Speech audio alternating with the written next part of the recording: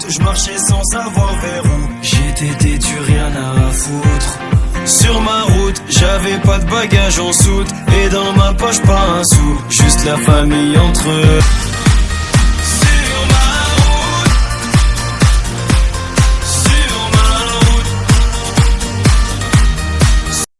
Après avoir parcouru une grande distance en moto, nous voilà dans la sous-préfecture de Pilimili, dans la préfecture de Koubia, à la rencontre des enfants vulnérables.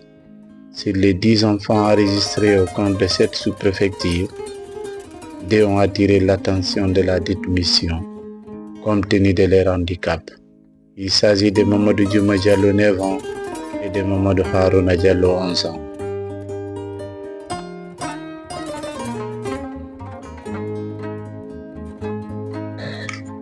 À la rencontre de cette dame qui vit de jour en jour dans le stress, la pauvreté et dans le chagrin.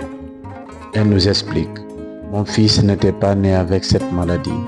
Il parlait bien, il était très intelligent. Quand le problème a commencé, il a fait 1 semaine, il ne pouvait pas uriner.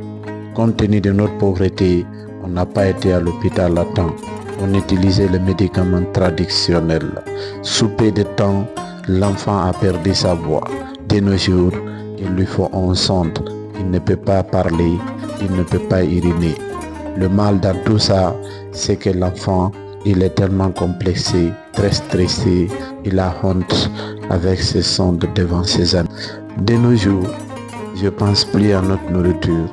Tout mon problème, comment avoir 300 000 pour changer ses sondes après chaque mois, explique la mère de Mamadou Jules Diallo.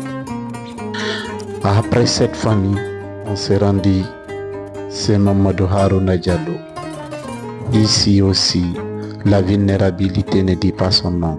Les repas qu'il mangeait, la maison où les enfants passent la nuit, risquent de tomber sur eux si rien n'est fait.